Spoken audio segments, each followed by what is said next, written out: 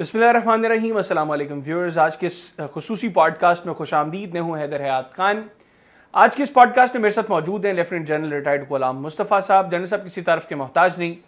हम हर रोज़ तकरीबन जनरल साहब को किसी न किसी टेलीविज़न पर किसी न किसी प्रोग्राम में मुल्क के सियासी मामलात के ऊपर, मुल्क के दिफाई मामलात के ऊपर जनरल साहब का एनालिसिस सुनते हैं और जनरल साहब से सीखने की भी कोशिश करते हैं। आज के इस पॉडकास्ट में हम मुल्क का सियासी मंजरनामा भी डिस्कस करेंगे और आगाज़ हम करेंगे मुल्क की दिफाई सूरत हाल को लेकर, और ख़ास तौर पे हमारा हमसाया मुल्क भारत जो वक्तन फ़वक्तन कुछ शरारतें करना जो है वो सोचता रहता है, उसके ज़हन में कुछ शरारतें रहती हैं।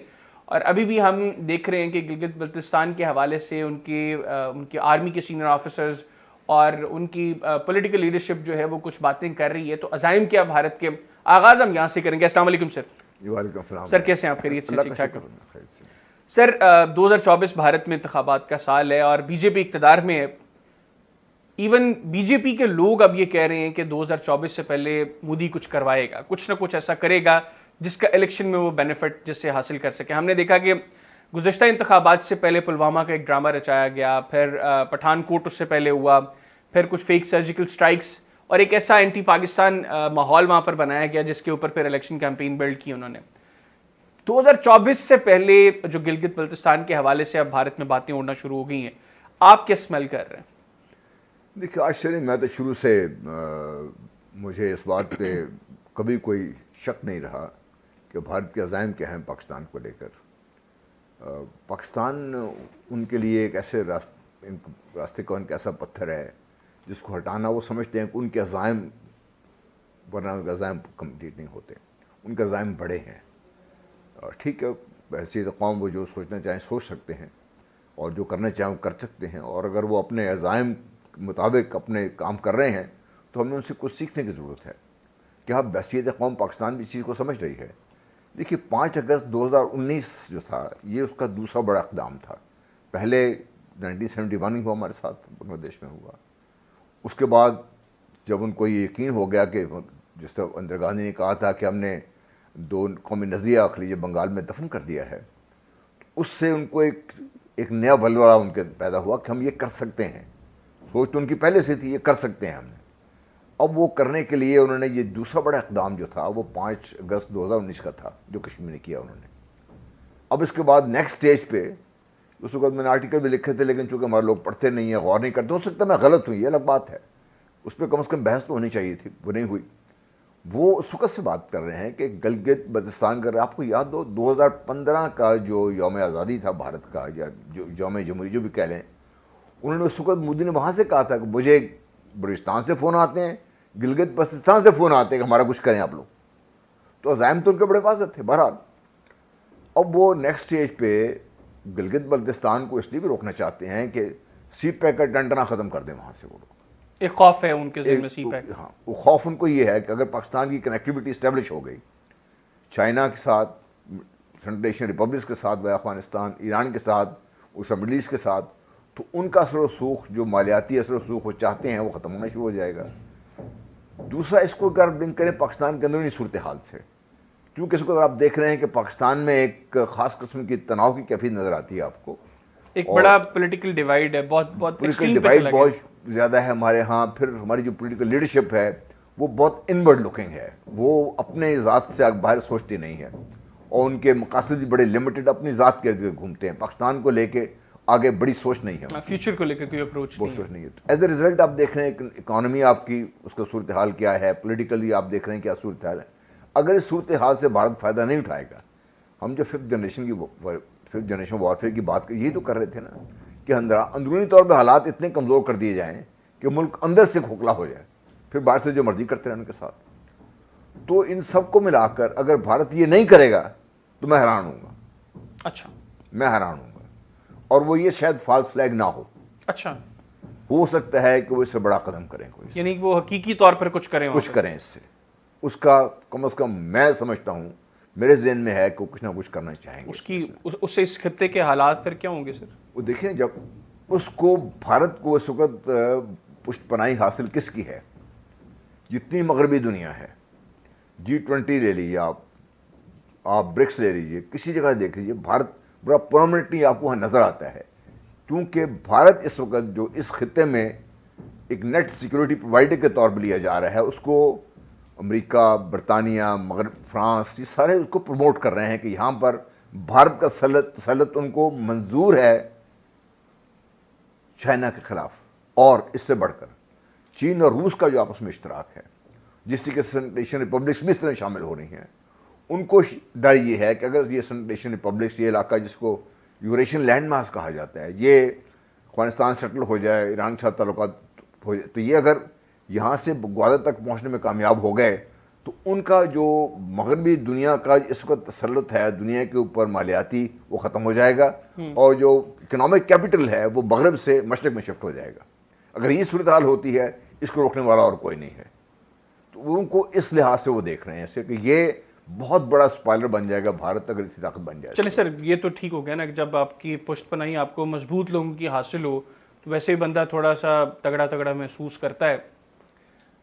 آپ کے خیال میں کیا ہو سکتا ہے گلگت بلتستان کو لے کر بھارت کیا کر سکتا ہے؟ وہاں پہ کوئی ہماری انسٹالیشنز کے اوپر کوئی اٹیک کر سکتا ہے، یا وہاں کے لوگوں کو لے کر تو ہم نے پہلے بھی دیکھا نا، وہاں پہ کافی نیٹ ورکس ہم وقتاً فوقتاً پکڑتے رہتے ہیں۔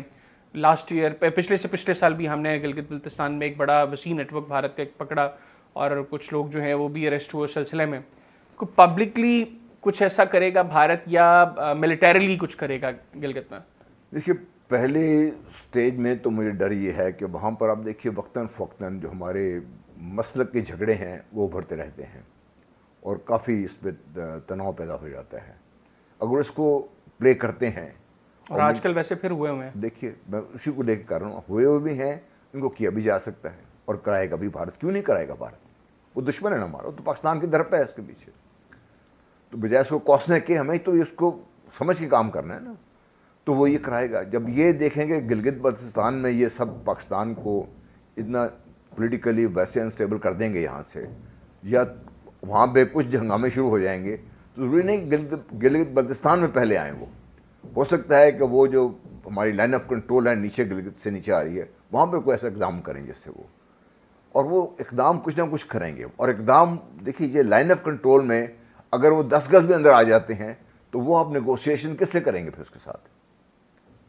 وہ تو آپ نے پھر اب کوئی نہ کوئی شرط مانیں گے تو ہی واپس جائے گا نا وہ۔ تو ایک تو یہ بڑا بہت بڑا خطرہ ہے۔ دوسرا آف کورس فاسٹ فلیگ تو وہ کرنے کا ماہر ہے ہی، اور بدقسمتی یہ نہیں ہے کہ وہ کرتا ہے، بدقسمتی یہ ہے کہ ہمارے اندر سے لوگ اس کو اپنا قصور ہمارا قرار دینا شروع کر دیتے ہیں۔ چاہے پلوامہ لے لیجیے، آپ پٹھان کوٹ لے لیجیے، آپ ممبئی لے لیجیے، وہ سب سے پہلے تو ہمارے اندر سے آوازیں اٹھتی ہیں کہ ہم نے جی ایسا کیتا ہے جی سارا کچھ۔ تو وہ ان کو یہ پتہ ہے، ان کے یہاں گماشتے موجود ہیں، ان کے پیرول پہ کام کرتے ہیں، اور پھر ہماری جو پولیٹیکل لیڈرشپ ہے، جسے میں نے پہلے آپ سے عرض کی، ان کی سوچ بہت لمیٹڈ ہے، وہ اپنی ذات سے آگے سوچتے نہیں، تو وہ ہر وہ چیز وہ کرتے ہیں جیسے وہ سمجھتے ہیں کہ ہمیں اور ہماری پارٹی کو سیاسی فائدہ ہو سکتا ہے۔ یہ کیوں نہیں سوچتی چلیں اپنی ذات کو بھی فائدہ پہنچانا ہے؟ ایک تو وہ اقتدار کو طول دینے کے حوالے سے ہر وقت ہر پولیٹیکل لیڈر سوچتا ہے، میں کسی ایک کو اس پہ مورد الزام نہیں ٹھہراؤں گا، لیکن الٹیمیٹلی ملک سروائیو کرے گا تو ان کی سیاست ہوگی نا۔ جی میں وہی عرض کر رہا ہوں، اگر آپ دیکھیے پاکستان ترقی کرتا ہے، اکنامکلی بہتر ہوتا ہے، پاکستان ایک مضبوط ملک بنتا ہے، تو فائدہ کس کا ہے؟ سارے پاکستان کے عوام کا فائدہ ہے نا۔ اس عوام میں جو بھی سیاسی پارٹی ہے اس کا فائدہ ہے یہ۔ ٹھیک ہے، وہ اپنی سیاست کریں، ان کو یہ حق پہنچتا ہے کہ اپنے اپنے اقدار کو طول دینے کے لیے یا الیکشن جیتنے کے لیے کام کریں، لیکن الیکشن تو کام نہ کریں۔ پاکستان کی بہتری کا بھی تو سوچیں نا، لانگ ٹرم کو منصوبہ بندی تو کریں نا کچھ کے لیے، وہ آپ کو نظر نہیں آتی۔ بالکل۔ اچھا سر، میں اب ایک آخری سوال اس پرسپیکٹو میں کروں گا، پھر ہم ذرا سیاسی حالات کو ڈسکس کریں گے۔ بھارت تو یہ سب کچھ کرتا ہے، وہ یہاں پر مسلکوں کی لڑائیاں کروانے کی کوشش کرتا ہے۔ ایون اب یہ جڑاں والا جو انسیڈنٹ تھا، اس میں بھی آئی جی پنجاب نے جو پریس کانفرنس کی، انہوں نے کہا کہ ہمیں اس میں بھی ہم سمیل کر رہے ہیں کہ انڈین انوالومنٹ ہے سارے معاملے کو طول دینے میں۔ ہم کیوں نہیں کرتے سر؟ ہم بھی تو کر سکتے ہیں نا، انڈیا میں اتنی قومیں رہ رہی ہیں، پھر جب دشمن ہے اور پھر وہ کہتے ہیں نا کہ everything is fair in love and war, تو یہ اگر جنگ ہے وہ کر رہے ہیں تو ہم کیوں نہیں سر؟ ہماری اپنی کمزوریاں اتنی ہیں کہ ہم پہ ذرا سا پریشر پڑتا ہے، ان کو پتہ ہے۔ اب دیکھیے پچھلے IMF کا جو ڈرامہ چلا ہے اتنا، یہ ڈرامہ جان بوجھ کر چاہا گیا ہے۔ اس سے پہلے FATF کو لے کے چلتا رہا پاکستان کو دباؤ میں رکھنے کے لیے، اور اب IMF کے کہنے پہ جو ملک کے اندر ایک مہنگائی کا طوفان آیا ہوا ہے، اس کا رزلٹ امپیکٹ کس پہ پڑ رہا ہے؟ گورنمنٹ کے اوپر پڑ رہا ہے نا، گورنمنٹ کے اوپر پریشر ہے اس کے اوپر. تو ہم اس سوچ کے ساتھ اگر چلتے کہ پاکستان مضبوط ہوگا اور پاکستان کی مضبوطی